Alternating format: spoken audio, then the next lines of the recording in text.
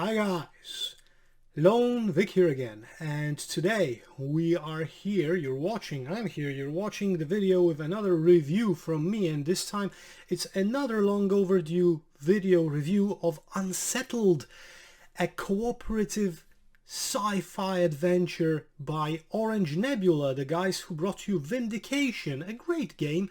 And here, the arrival from Kickstarter, I went all in on this. As you can see, I've got the core box and 1, 2, 3, 4, 5, 6 planet boxes, and I'm going to tell you in 10 minutes or a bit more about why this game is worth the money and what might be the problem with this game, if any, that I found. Now, I have to tell you that I played this game solo quite more than with a team of people, with a group of people. I played only 2 games with a group, and I'm at planet number 4 right now when it comes to the solo playthrough.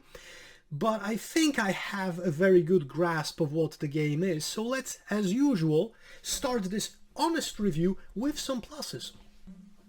Okay, so the first biggest plus, and Vindication kind of got me used to this with Orange Nebula as a publisher and creator of games, that the quality of the components is excellent. Now, the trays themselves, as you can see, the 4 of those, and the minis, although generic because they're like 4 the same ones but in different colors, the chunkiness of the dice, the size, and the weights and everything, the D8 dice with those transparent, translucid kind of effect, the components, the resources, crystals, and everything. The way it fits into the box perfectly when it comes to the teardown and the setup. It's all, you get your money's worth just by opening the box and looking at it. That's brilliant, really. The planning that it took, the thought that went into the creation of this whole setup of the game is really something that I very rarely see. And this is great. The other thing that's great is the atmosphere that this game creates on the table. Now, this is, understand me correctly, this is a cooperative game, but this is an adventure game at heart. This is kind of a make your own adventure game. And even in the rulebook, if I can find you this fragment, even in the rulebook, they mention that experiences are largely defined by what we bring to them. We each get to determine what those things are. Unsettled is a puzzle to solve with your wits and ingenuity, but it's also a feast for your imagination. Bring your sense of wonder. It's a lively adventure. Bring your wacky enthusiasm, a zeal of creativity. And then they go on to tell you that whenever you've got some doubts about the rules when it comes to the rule book and whether you can do an action or not, then they tell you that to do whatever makes sense narratively, because it's your own adventure that you are shaping. So this is what the focus of this game is on, and it's really done well. The writing in each of the planets, you have 3 missions for each planet, and each mission kind of uses the same areas on the planet because there is a limited number of cards with locations, but each mission is different. You have a different threat to overcome together or solo, and the writing in those missions is brilliant. It's funny, it's witty, it's very light and very kind of, it creates a great atmosphere of like this kind of B-movie science fiction adventure movies in which there are a lot of jokes, a lot of witty humor, but also there is some kind of a threat going on which you have to overcome together, work as a team, and blah blah blah blah blah. So this is brilliant, and if you are intending on finding a cooperative science fiction game where you will have a lot of fun at the table, just laughing at the jokes while reading the next card with narration, moving the plot along, and thinking of how to, advance to the next goal together, then it's great. And because you've got 6 planets, 3 missions in each planet, and two of the planets are in the core box and 4 were the Kickstarter add-ons. So even in the core box you've got 6 missions, 6, that you can do over and over, and those planets are of varying difficulty. So if you, like me, have all those 6 planets, that 6 times 3, that's 18 missions to go through, right? So that's a lot. And each mission, you can, you won't be able to defeat every mission, do every mission at a single playthrough. You will have to go through those sometimes even a few times. So the time value of the game is great as well when it comes to that. So those are my 2, I think, biggest highlights for this game. The first is how it looks and how it's made, and the second one is the story writing and the adventure feel of the game, the mood that it creates, and the sense of excitement in seeing what's beyond, right? And now let's talk a bit about the more negative aspects of the game, so why you might want to think about buying it or avoid buying it altogether. I don't think you should avoid it, but why you might think twice. Now first, this doesn't have a pure solo component, so you can't be one lone astronaut. If you want to play alone, like me, you have to do it with 2 astronauts, so you have to play 2 hands.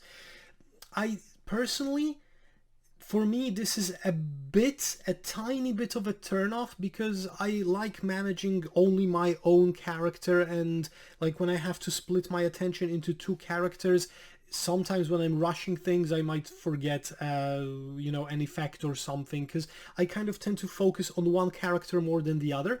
So but maybe that's only me, right? So but it doesn't have a true solo mode. So that's one thing to remember. The second thing is that although there are a lot of missions, then once you play a mission, then you know how it's going to develop. There is no surprise anymore, and like if you, for example, fail a mission once, then you already know what's going to happen when you turn the next card, so you can start kind of planning ahead a bit more, and it kind of breaks the immersion of adventure a bit, right? So, but well, it helps you progress through the story and get all the missions done finally. So it's kind of like a learn as you go kind of thing, and then rinse and repeat.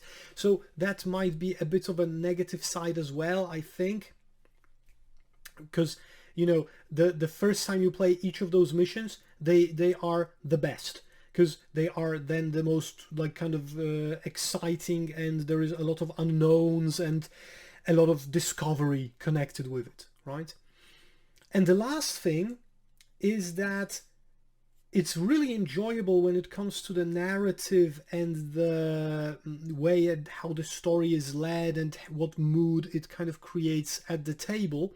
But at its heart, the whole gameplay consists of turning this die from 3 to 2 to 1, or loading it to a higher number, and then placing it on any of those focus fields that you have on the table or on your player mats or here on any of those trays, and doing the action that's related to it. And that's like 70% or 80% of the time what you will be doing at the table, just turning 3 dice, placing them, reading what happens.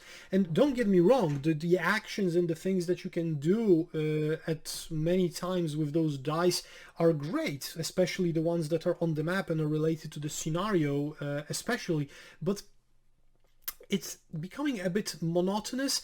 And when we were playing as a group, some people were kind of like speeding through those actions, because there's okay, so I'll place 2 now, reduce it, do this, I'll place this here and reduce it and do this, and it was like, because they were already used to those actions so quickly, that it was like very kind of intuitive for them, and that's a plus, but also very repetitive, and I saw it in a few of the players.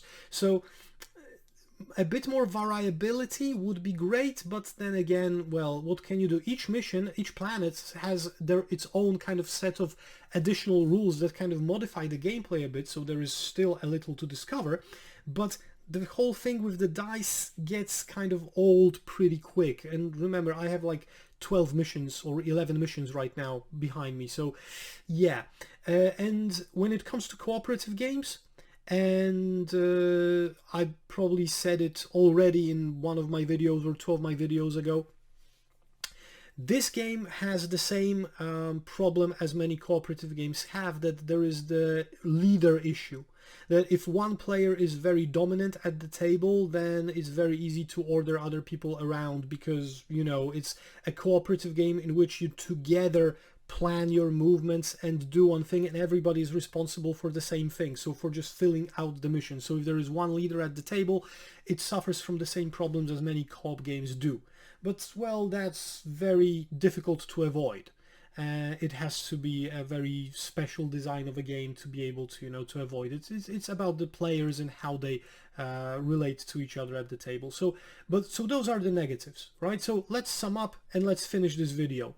The pluses are the looks of the game and how it's made and all the components. Gigantic plus, and kudos for Game Trace for all of this as well. The narration style and the story and the atmosphere that it creates at the table, brilliant. The myriad of missions and planets and difficulty levels, kudos, gigantic. From the negatives, from the minuses, the bit of repetitiveness with the action placing thing, which gets old pretty quickly, the leader syndrome for cooperative games, the losing sense of discovery once you know the mission and want to play it again because, for example, you failed. Those would be the biggest problems that I would have with this game, to be honest, at this point right now. Okay, I hope that this video helped you decide whether Unsettled is a game for you or not. You can check out the how to play video on my channel as well for this game. And for now, this was all. If you liked the video, hit me up in the comments, say something, leave a trace, click the like button under the video or under any other videos, click the subscribe to my channel, ring the notification bell as usual, and help me out, you know, with growing the channel. Thanks very much. My name was Lone Vic. This was Unsettled from Orange Nebula Games. See you in another of my videos here on my channel, Lone Vic. For now, have a great day. Bye bye.